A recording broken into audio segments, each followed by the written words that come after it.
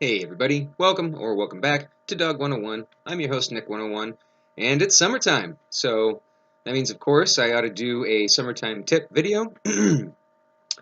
Ahead of time, I just want to apologize if any of this comes across as condescending or common sense.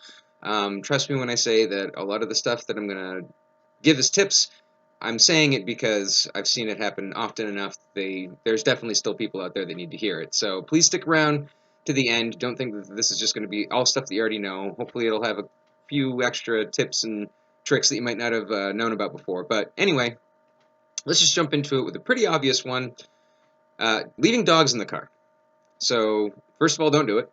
If you need to go someplace where you are going to be leaving the dog in the car, odds are you probably just shouldn't bring them in the first place. I know they want to come with you, but it's just not a good idea because even if you do the right thing, which is having the windows all the way up, the AC full blast, and a sign in the window, sometimes that isn't enough and you might still have an incident.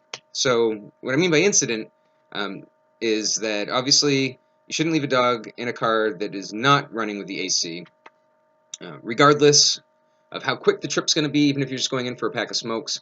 Cars heat up exponentially fast, and they might feel okay to a human, but you have to keep in mind that a dog, I think all but one breed of dog is covered head to toe in fur, and they can't sweat. They can only pant, which is takes a lot longer for them to cool their body down, and they already run at a higher temperature. So what's okay for a human is not okay for a dog. Not only that, so when I mean incident, obviously the dog's not going to typically die of heat stroke in a cool AC car. Having said that, that's still not a good idea to have the dog in a full-on sunlight, but there are a lot of people out there that will see a dog in a car and feel the need to take it upon themselves to do something. So that could be something as simple as going into the store and having somebody page for the owner to come out, or they might call the police, or if they're really aggressive about it, they might smash the window in order to get to the dog if they feel that the dog is in distress. That's kind of what I mean by, let's say, emergency situation. You have to leave the dog in the car. You leave the windows up, the AC on. It's a really good idea to leave a note on the dash, maybe even in all the windows, saying something to the effect of, the AC is on, I'm comfortable, my owner will be right back. A lot of cars, their engines run really quiet. Some people are a little hard of hearing. Electric cars, I don't think make a noise at all, except for maybe the little whir of the fan, which I don't know if you could hear from the outside. So you definitely want to be really careful about that. Now, having said that, so let's say you're not taking the dog out in the car. Let's say you're just taking them for a regular old walk. Well, a lot of people don't realize that the pads on their feet are not shoes, okay? They are just as susceptible to heat as we are. So the 5-second rule is you find a spot and not of, for instance, I live on a dirt road. If I feel the dirt, it might be cool enough to walk on, but then as soon as I get to some pavement or concrete, then that might be through the roof as far as temperature goes. So make sure each new surface that you're about to walk on that you check the back of your hand. If you can't hold it there for 5 seconds, then it's too hot for the dog's feet. And you're just going to have to walk them at a different time. That's what I had to adapt to do when I lived over in Tucson. I could only walk my dog up to a half hour into the morning, and then after that I had to wait for night. I had to wait until the sun went back down, and then it was safe to walk her. They do make dog booties. However, good luck getting the dog to wear them. So most pet parents don't have the temperament in order to slowly get a dog adjusted to wearing booties because it doesn't feel natural. The dog is going to, by nature, want to bite them off of their feet because they're like, well, that's not how my foot's supposed to feel. There's something wrapped around my foot, I better get it off. So typically, I do see a lot of people buying the booties and then returning it right away. So just most pet stores will let you just try them on right in the store. Just bring the dog in, try them on, do a lap around the store. By that point, at least one or two will be kicked off, and then the third one will be getting gnawed on. So if you do absolutely need to, there are ways to slowly get them used to it. But for the most part, I usually only see service dogs that need to be with their pet parent at all times, that have been trained the proper way to be able to wear booties and not freak out about it. They do still even walk a little funny because it does feel a little odd. But yeah, if you are going to try out booties, keep the receipt, and if you can help it, just don't even don't even buy them in the first place. Have the dog try them on. And so while we're talking about the heat, you're going to see a lot of accessories to cool them down. So they have like vests that you can dunk in water, throw on them. Same thing with bandanas. Um, I typically enjoy just having in their play area just one of those kiddie pools that they can kind of jump in and out of at will. There are some problems with using that method, the main one being that most cheap $10 kiddie pools are only going to last one summer. So, yeah, it's only $10 out of the pocket, but that's also a lot of plastic, and ideally you should want to try and have a plastic that you can recycle. And most people don't realize this, but those little triangles, usually only a 1 or a 2 ever gets recycled. Most plastic stuff is a 5, and most 5s end up in the landfill. At least that's what I've been told. I didn't fact check that. That's just what I've heard. So ideally, if you can find something for them to jump in and out of water while also helping the environment, that would be ideal. But I just noticed that even professionals like this method. So there was a frisbee dog trainer that was putting on a show at a fair, and super cool show, but it was really hot out, so he had this gigantic vessel of water that the dogs were allowed to at any point, even in the middle of a trick.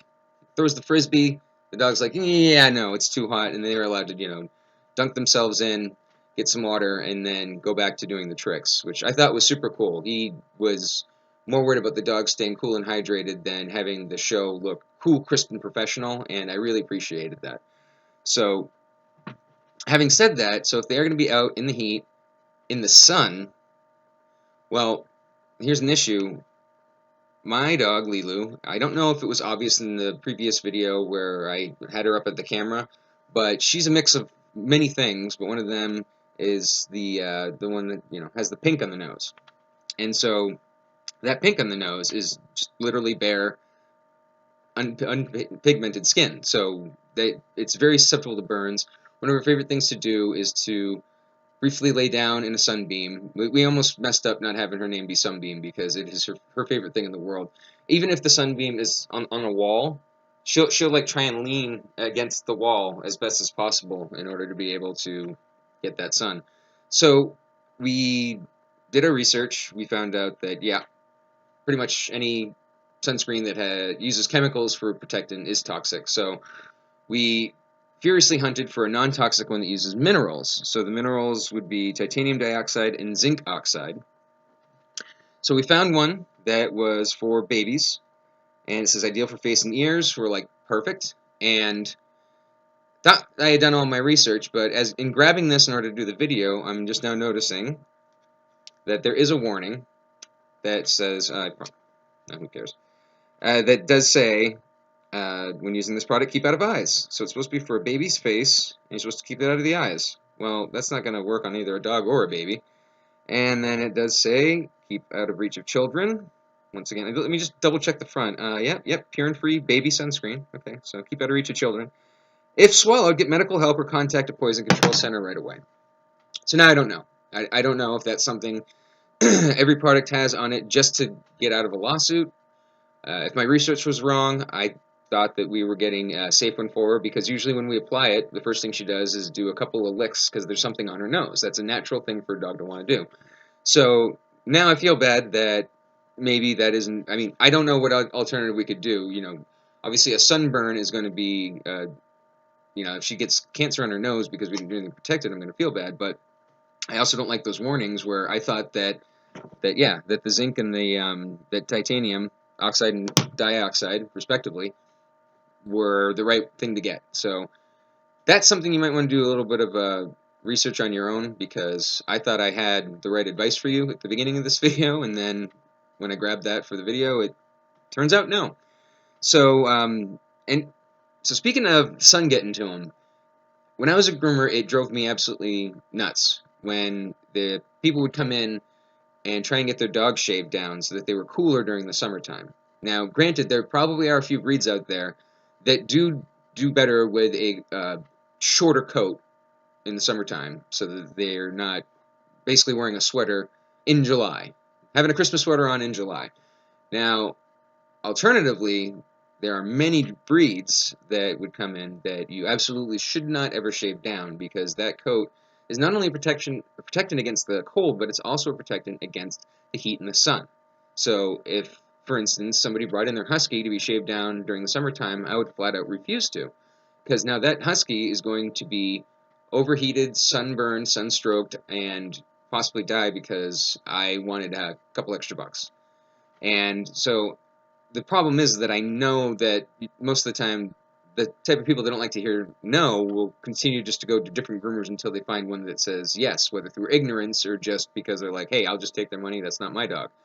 So please do your research. Make sure that you 100% have a dog that is going to feel more comfortable getting shaved down in the summertime, and also be real closely adhering to how short you can go, because I'm pretty sure that no matter what breed the dog is, if you shave it down to the bare skin, that's not going to be good for them, no matter which dog. So I think that you probably want to keep it at a 10 or a 7. Anybody who uses the blades knows what I'm talking about. I think that the 10 even seems short to me, but I know that it differs from dog to dog. So before you go trying to get your dog shaved down, because they seem more comfortable in the summertime, maybe hanging around the house, they might be the slightest less panty, but I'm telling you, as soon as you get outside for their walk, that's when things are going to happen. So, something that, oh, I'm going to skip back real quick because we were talking about the baby pool. Regular pools. So, in case you're wondering, the chlorine in your pool is probably okay. Do keep a couple of things in mind, though. The chlorine tabs are not okay. Those need to be hidden very well from the dog. Also, their eyes and ears are more sensitive than ours, so if you have an already kind of sensitive dog, the chlorine is going to bother them a lot more than it would us. And obviously, they can't use it as a drinking bowl, so don't let them actively lap up the water. If they get a tiny bit from the swimming, it's usually a negligible amount that they'll be okay. What really is more of a concern with bigger size pools is them getting in and out of it on their own. So first of all, you should never try to introduce a dog to the water by throwing them in. It should be on their own terms. Otherwise, they're probably never going to like the water. And there's just some dogs that, don't naturally want to go swimming. I do believe that all dogs have the natural instinct to keep themselves afloat with a dog paddle. But that doesn't mean that each and every single dog in the history of dogs is going to want to technically swim. This is also true about cars. I thought that every dog loved riding in a car. Turns out almost half of them get car sick. So, same thing with pools. The easiest and best way I feel to introduce a dog to the water is to not introduce them with the pool, it's to introduce them with the shore of a lake. And the reason for this is because of the gradual slope. Most pools are going to have either the ladder, and if that's the only thing, then that dog really needs to be supervised, or you need to MacGyver something that they can get out, because it might be a little bit difficult for you to tell if they're starting to get tired, and most dogs can't just get themselves out of the water with just a ladder, which is another reason why you want to make sure that when you're not around that they can't get in on their own, because supervised, you might be, no, I know exactly when you're starting to get tired. Okay, that's fine, but what if you left the stairs down, they went up, jumped in the pool, and then they swam around until they weren't able to get out anymore? So that's more where the danger is for that. But what I was saying is, so like with the shore, you get the water going like this, they can slowly, gradually have a little bit less and a little bit less footing until they realize, well, I'm actually buoyant and I can still go forward by just making that paddle with the water. Sometimes it's easier if you throw a toy in, or you go in first anyway, and then they're just like, well, I want to be with my toy, or I want to be with my pet parent. That's the best way to introduce it to them. But yeah, pools can still be dangerous, but probably not for the reasons you're thinking. And if you do still worry about the chlorine, it's bromine. I've only ever read it. I hate when I sound ignorant, because it's like, well, I read it, I'm using it correctly in a sentence, but I didn't Google how to pronounce bromine. Bromine. I don't know. But you can use that as an alternative. But real quick, I do want to talk about flea and tick is usually the first and foremost on people's minds when it comes to this season. And that's great. And, fleas and ticks are bad, and they should definitely try to be prevented. However, most people don't think about mosquitoes. So I know that a lot of the ingestible flea and tick prevention now can also deal with mosquitoes as well. Mosquitoes can also carry bloodborne diseases just like ticks. and they still absolutely can get to your dog. So first of all, Lilu's a flat hair, so those mosquitoes can go on her all day long. Like even when she's most heavily covered in her fur, mosquitoes can still penetrate a flat coat. Now, let's say you have a thicker coated dog, like a husky or whatever. Well, keep in mind, a lot of people don't think about this, but they do still have exposed parts of their body. So, right where their eyelid meets, their ears, that lower part on the lip, their nose. Most dogs around between the back legs is usually pretty bare. I don't want to get too personal, but I mean, let's just be honest. The anus and the pee hole are also exposed places. You don't want them to get bit there either. So a lot of people don't think about mosquito prevention when they think about flea and tick, and it's not a bad idea to try and find a solution that deals with all three, because all three are problematic. And again, it's just one of those things where it's like, oh yeah, how come I mean, you're doing this all the time. The dog's not, so you don't really think much about it. But dogs can be affected by mosquitoes just as much as the rest of us. I'm sure there's plenty of other, things about dogs in summer, but those are some of the big ones that I see more often than not. So I definitely feel like that was something that I really wanted to address with you guys. I appreciate you listening. Again, I know that some of you are like, I can't believe that you would think that I would, do one of those previous things. It's like, look, this is just a blanket overall statement. I never think that people, I try to not initially think that people do things out of maliciousness. I think they try and do it out of just a lack of information. They didn't know. Their parents and their parents' parents and their parents' parents' parents probably did that with the dog in the summertime, and the dog lived, and so they never thought twice of it. So that's why I make these videos. It's just, if it was through misinformation, I'm hoping that this information finds you somehow. And again, anything that I've talked about, please, please don't just take it as writ. Do your own research, because again, like with the sunscreen, here I thought that I was telling you exactly what was the truth, and then when you see the warning on the back, now I'm paranoid all over again. So after this video, I'm going to have to look that up now too. So anyway, appreciate you. Thanks for listening. Have a good one.